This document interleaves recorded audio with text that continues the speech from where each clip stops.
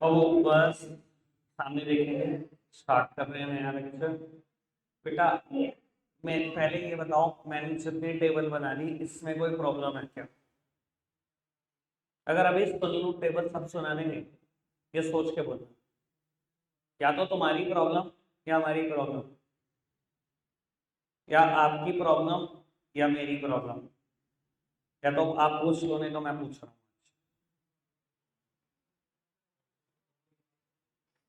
क्या इसमें याद करने जैसा क्या है?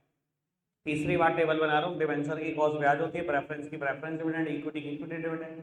डिवेंचर के साथ सबसे बड़ा रिस्क जुड़ा है, नहीं पैसे देंगे तो कंपनी बंद करा देंगे। प्रेफरेंस के साथ मीडियम रिस्क जुड़ा है, क्यूमुलेट करके पैसे लेते हैं। और इक्विटी के साथ कोई रिस्क नहीं है।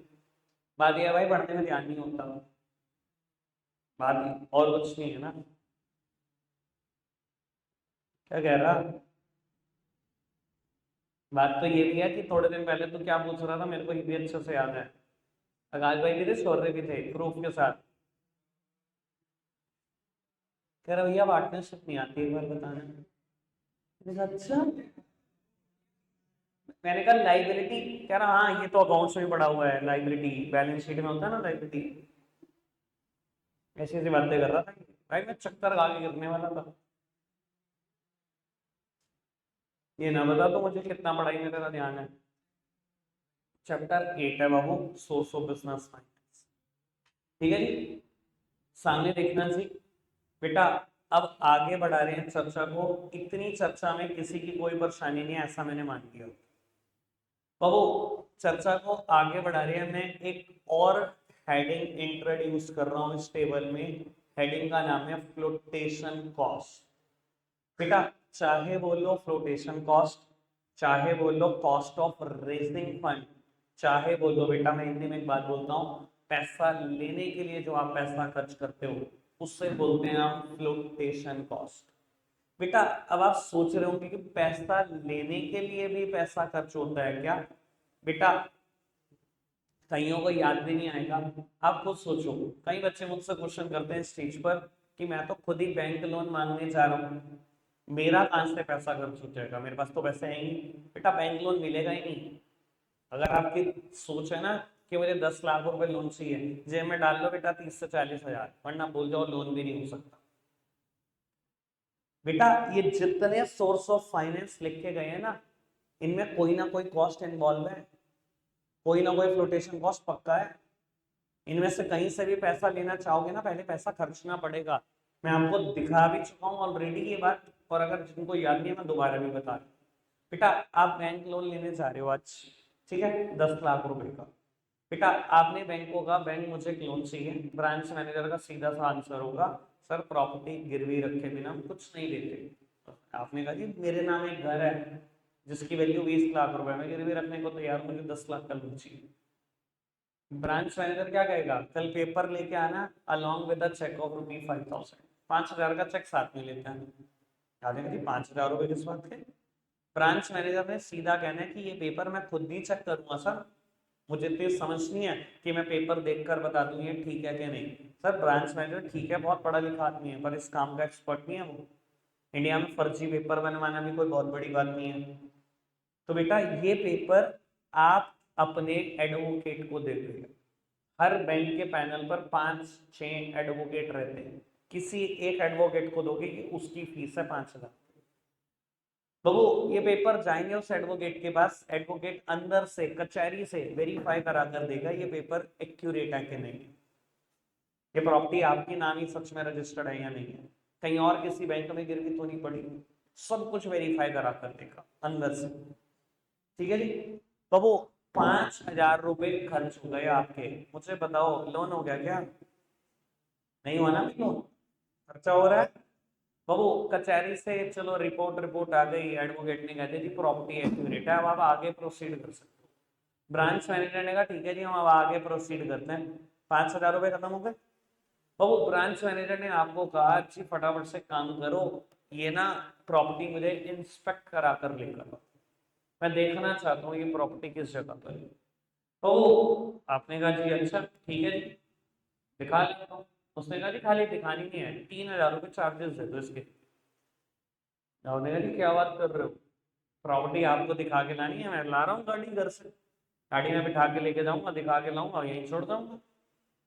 ब्रांच मैनेजर ने कहा जी अगर मैं नहीं देखने जाऊं तो मैं बैंक का बहुत सारा काम संभाल लूंगा, क्योंकि मैं उठ के जाऊंगा बैंक को लॉस होगा, इस वजह से आप बैंक को पैसे दे रहे हो ये इनडायरेक्टली 3,000। ठीक है बिल्कुल। तो वो branch manager property physically verify करके आएगा, देख कर आएगा। और मैं ये लॉजिक 2 या 3 बार बता चुका हूँ, प्रॉपर्टी क्यों देख कर आता है आज की तारीख। ठीक है जी, मैं उस बात पे नहीं उलझता, आगे बढ़ते हैं बाबू। इसके बाद वो फिर आगे बढ़ेगा और आपको कहेगा एक काम करो, सीए से डॉक्यूमेंट रेडी करा के, ये सब सही है ये। आपको कहा जाएगा सीए से कुछ डॉक्यूमेंट रेडी करा कर आओ, कुछ इनकम टैक्स रिटर्न, कुछ balance sheet, profit and loss account, competition और फाइनेंशियल्स सब रेडी करा के। बाबू आप सीए को पैसे देकर आओगे, इतने सारे डॉक्यूमेंट रेडी करा के आओगे, 5 से 7 हज़ार रुपये जेब और डेली लोन हो गया क्या? खर्च हो रहे हैं वैसे। मैं और भी खर्चे बता सकता हूँ, पर बेटा इस मैटर में क्या होना चाहिए, बस ये समझ में आना चाहिए था कि कोई भी सोर्स ऑफ फाइनेंस से पैसा लेने के लिए पहले पैसा खर्च ही होता है। तो वो खर्च हो रहा है पहले पैसा, बेटा इससे ही हम बोलते हैं फ्लोटेशन कॉस्ट या कॉस्ट ऑफ रेजिंग फंड। ठीक है, तो वो कॉस्ट ऑफ रेजिंग फंड बोलो या फ्लोटेशन कॉस्ट, डिवेंचर या बैंक लोन के केस में ये कॉस्ट लोएस्ट होती है या लो कह लो। लगभग बेटा अगर मेरे को अंदाजा खर्चा बताना हो तो बेटा 3 से 4% समझ लो ये खर्चा आएगा ही आएगा लोन लेने में। यानी कि 10 लाख का लोन लेने जा रहे हो तो 30 से 40 हज़ार के बीच में कोई ना कोई एक्सपेंस जरूर होगा, इससे कम नहीं होगा एम श्योर। ठीक है जी। अगर प्रेफरेंस से या इक्विटी से पैसा लेने जा रहे हो, प्रेफरेंस में कॉस्ट मीडियम होगी, इक्विटी में कॉस्ट हाईएस्ट होगी। बाबू कुछ मेहनती बच्चे में ये भी नहीं चाहता कि इतना भगा दो कि वो कहें जी इस बार आपने अच्छा से नहीं कराया, तो मैं उनके लिए बता देता हूँ इक्विटी में फ्लोटेशन कॉस्ट के एग्जांपल क्या होते हैं। सर कभी याद ना आए ना फ्लोटेशन कॉस्ट के एग्जांपल इक्विटी में क्या होता है, capital subscription stage, third stage याद कर लो चैप्टर नंबर 7। बाबू पहली अप्रूवल होती है सेबी की अप्रूवल, याद है, देन प्रोस्पेक्टस का खर्चा। अब आप सोचो कंपनी पैसे लेना चाहती है, आप सब शेयर होल्डर हो, बिना प्रोस्पेक्टस प्रिंट कराए नहीं ले सकती, कंपनी प्रोस्पेक्टस प्रिंट कराएगी, खर्चा हो रहा है, हो रहा है। तो वो ब्रोकर के थ्रू शेयर बिकवा रहे हैं, थर्ड स्टेप याद करूं, या अंडर राइटर के थ्रू शेयर बिकवा रहे हैं, अंडर राइटिंग कमीशन या ब्रोकरेज जारी है, खर्चा हो रहा है। अंडर राइटिंग कमीशन 5% होती है, यानी कि 10 लाख के शेयर बिकवाने 50 हज़ार तो खत्म हो गए। इतना तो पूरे लोन में खर्चा नहीं आता, 50 हज़ार 1 मिनट में खत्म हो जाते हैं झटके में। समझ में आ रही है बात? किसी ना किसी स्टॉक एक्सचेंज में शेयर को लिस्ट कराओगे, स्टॉक एक्सचेंज की भी फीस रहती है, वो भी खर्चा करोगे।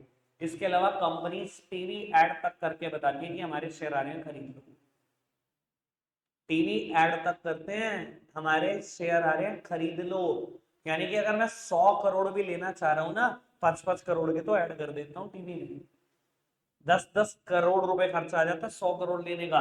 लगभग इक्विटी में फ्लोटेशन कॉस्ट है 10%। क्लियर है बात? और मैंने प्रेफरेंस में कॉस्ट लिख दी मीडियम है, लगभग 7% के आसपास खर्चा आता है। कोई दिक्कत कोई परेशानी तो नहीं? अभी तक टेबल में बताई गई सारी बात अच्छे से क्लियर है? देख लो कुछ पूछना है पूछ लो।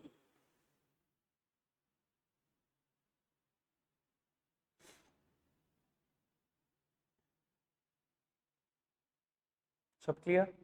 आगे बढ़े। तो कंपनी में पेमेंट बांटने का एक फिक्स्ड सीक्वेंस है, ये कोई आपकी मर्जी नहीं है कि कभी भी किसी को भी उठाकर पैसा दे दिया। बेटा देखो डिबेंचर को जरूर इंटरेस्ट देना है, प्रेफरेंस को प्रेफरेंस डिविडेंड, इक्विटी को इक्विटी डिविडेंड। मैं पूछूं अगर आपसे क्या सीक्वेंस है, तो कोई कहेगा इसको दे दो पहले फिर इसको, कोई कहेगा इसको दे दो, कोई कहेगा इसको दे दो। तो भाई ऐसा कोई हमारी मर्जी नहीं है कि जब जो मांगने आ गया हम उसके पैसे दे देंगे। कंपनी लॉ ने बताया हुआ है कि पेमेंट बांटने का एक फिक्स सीक्वेंस है। सबसे पहले देते हैं डिबेंचर या बैंक लोन का इंटरेस्ट, देन गवर्नमेंट के taxes, then preference share capital का preference dividend, then equity share capital का equity dividend. Sequence is fixed. एक बार दोबारा से फटाफट से बोलो। सबसे पहले डिबेंचर या बैंक लोन का इंटरेस्ट, देन गवर्नमेंट के taxes, then preference share capital का preference dividend, then equity share capital का इक्विटी डिविडेंड। कोई दिक्कत कोई परेशानी नहीं, ये सीक्वेंस याद है, पहले भी याद कराया बहुत बार। तो बाबू अभी मैं सीक्वेंस लिख देता हूं एक बार। डिबेंचर या बैंक लोन को पहले देंगे इंटरेस्ट, देन गवर्नमेंट को देंगे बेटा taxes, then preference share capital को देंगे preference dividend, then equity share capital को देंगे इक्विटी डिविडेंड। ठीक है जी, ये सीक्वेंस है बाबू। प्रिंसिपल अमाउंट बांटने का भी यही सीक्वेंस है। मैं हमेशा बोलता हूँ कि मैं इसको ऐसे भी बोल सकता था, interest, tax, preference dividend, equity dividend. मैं इतना बड़ा क्यों बोलता हूँ? क्योंकि बेटा मैं साथ ही साथ आपको ये सीक्वेंस भी याद करा रहा हूँ। देखो आपको रिटर्न बांटनी है, मतलब कंपनी के हिसाब से कॉस्ट, इन्वेस्टर के हिसाब से रिटर्न। मैं आज अपनी कॉस्ट बांट रहा हूँ या आपके हिसाब से रिटर्न बांट रहा हूँ। पहले ये बटेगा, फिर ये, फिर ये, फिर ये। ठीक है। अब मैंने आपसे पैसे लिए हैं, कल वाला एग्जांपल कंटिन्यू, 10 साल, 10 साल आपसे पूरी जिंदगी भर के लिए। ये मुझे कंफर्म करना है जिंदगी भर के लिए कैसे आते हैं पैसे। और जान के मैंने ये रेट को क्रॉस कर दिया ताकि मुझे ये भी बता दें कि रेट क्यों नहीं होता। तो वो 10 साल जिंदगी भर के लिए पैसे लिए आपसे। ठीक है। 3 साल के बाद हाई कोर्ट का एक सम्मन आता है, बोर्ड ऑफ डायरेक्टर के नाम, आपको कोर्ट में बुलाया जाता है। आप जाते हो, हाई कोर्ट कहती है हमने कंपनी आपकी सारी इंटरनल एक्टिविटी देख ली, फ्रॉड करते हो लोगों के साथ, पब्लिक को डिसीव कर रहे हो ना, ये जो धंधा कर रहे हो तो तुम ऐसे ही दिखा रहे हो, अंदर तो आपका धंधा इलीगल ही है, बंद कर दो कंपनी, सारा काम झाम बेचो। अब भैया मुझे समय से पहले पेमेंट करनी पड़ रही है सबकी, किस सीक्वेंस में करूं पेमेंट? अब क्या ये मेरी मर्जी है? सर ये भी आपकी मर्जी है। बाबू इसी सीक्वेंस में होगा पैसा। सबसे पहले डिवेंचर के पैसे पूरे वापस होंगे।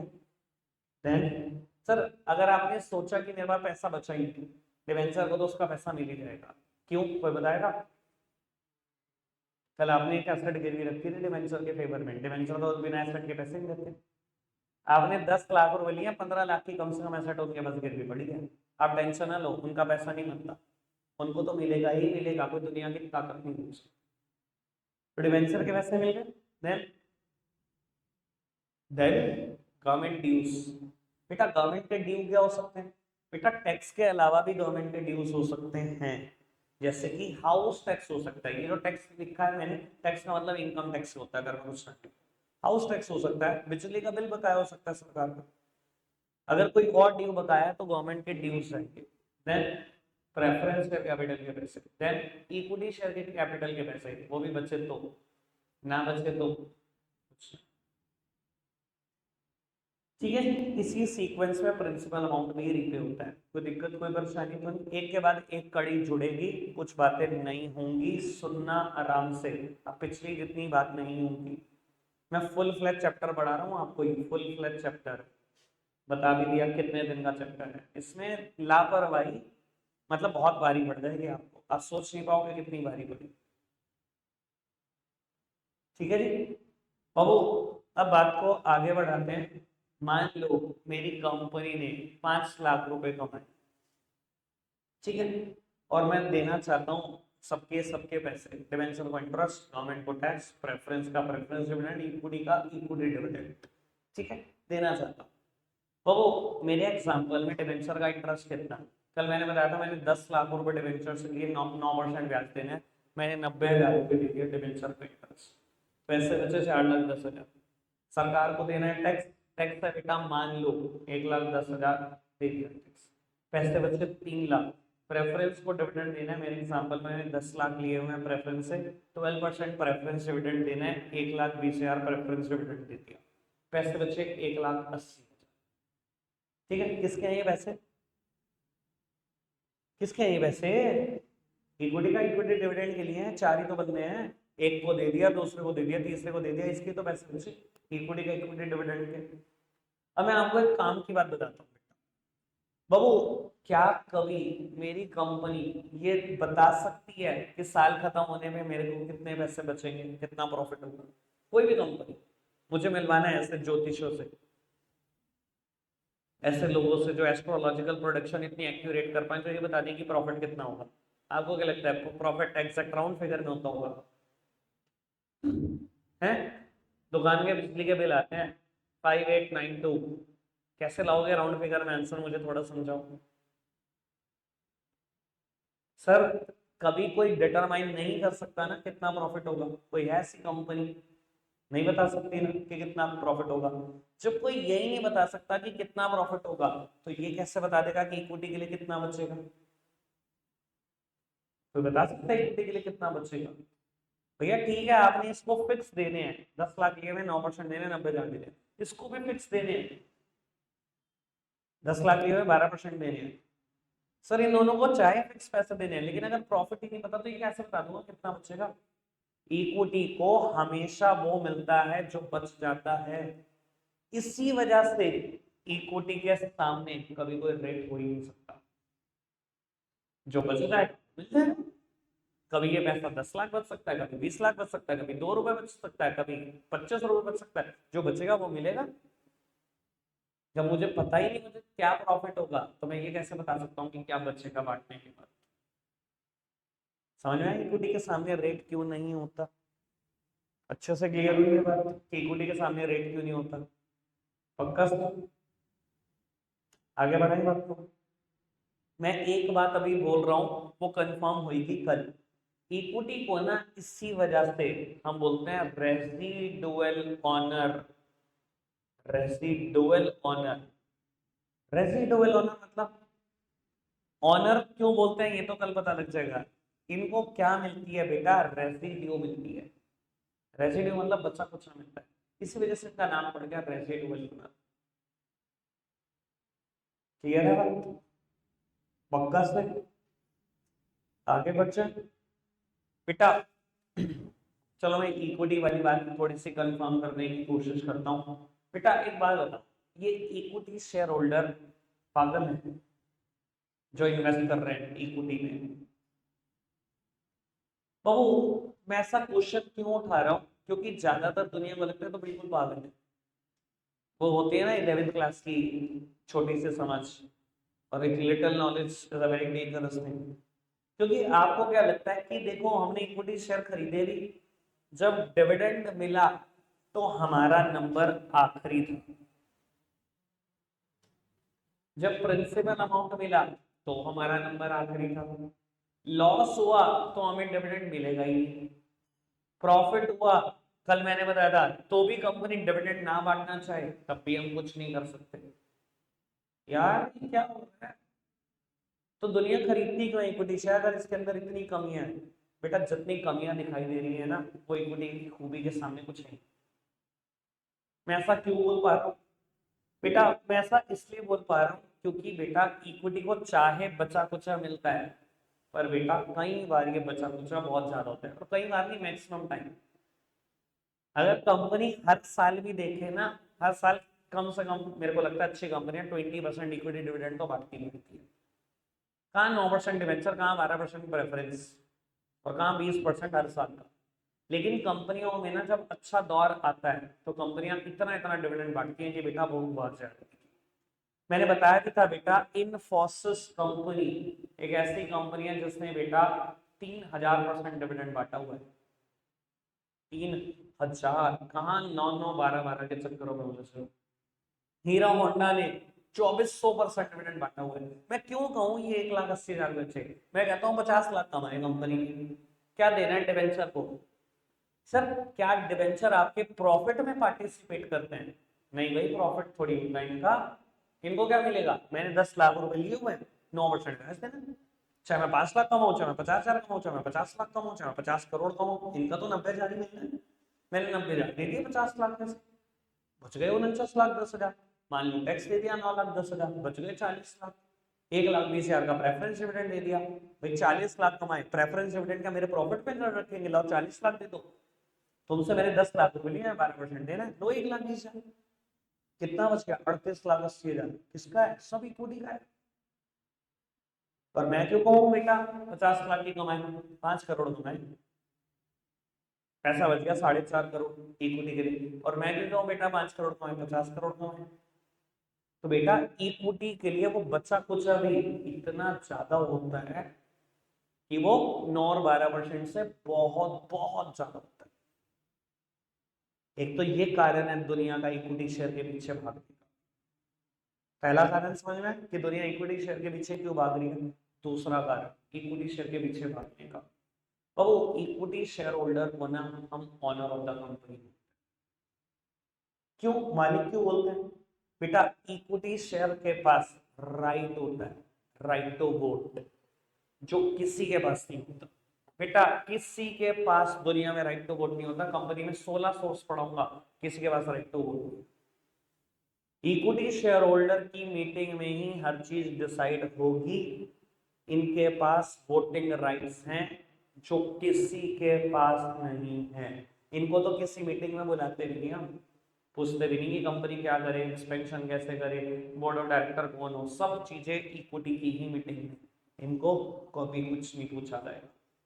तो आज इक्विटी शेयर होल्डर की मीटिंग चल रही है और हमने बोर्ड ऑफ डायरेक्टर अपॉइंट करना है। कैसे अपॉइंट होंगे, आपकी ही मीटिंग में होंगे।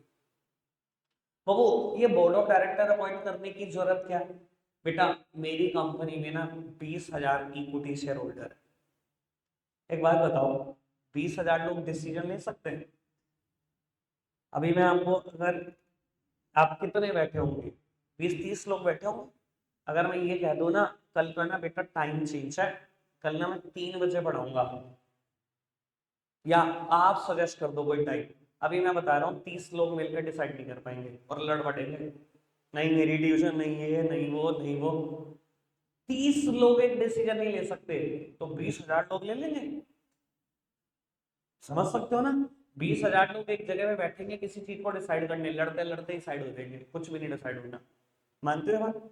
इसी वजह से कंपनी में एक नियम बनाया गया कि equity share holder board of director appoint करो, साइड हो। आप कंपनी की डे टू डे वर्किंग कभी नहीं देखोगे, वो बोर्ड ऑफ डायरेक्टर देखे। हमने क्या करा बेटा, डेमोक्रेसी वाला सिस्टम ही बेटा उठाकर लगा दिया कंपनी में भी, कि आप 20,000 इक्विटी शेयर होल्डर हो, आज आप एक काम करो, कंपनी के 4 बोर्ड ऑफ डायरेक्टर अपॉइंट कर दो। हमने बेटा माइक से अनाउंस कर दिया कि हम 4 बोर्ड ऑफ डायरेक्टर या 3 बोर्ड ऑफ डायरेक्टर अपॉइंट करना चाहते हैं। जो जो लोग डायरेक्टरशिप के लिए कंटेंट करना चाहते हैं, हैंड रेज कर दो। 10 लोगों ने हाथ उठा लिया जी हम इलेक्शन लड़ना चाहते हैं, हम डायरेक्टर बनना चाहते हैं। सबको माइक थमा दिया, उन्होंने अपनी क्वालिफिकेशन बता दी, सब कुछ बताया, क्या उनके पास एरिया ऑफ एक्सपर्टीज है, सब बताया। सबने वोट करा उनके फेवर में। जिन 3 लोगों को हाईएस्ट वोट मिले, they will appointed as the board of director, वो कंपनी के बोर्ड ऑफ डायरेक्टर।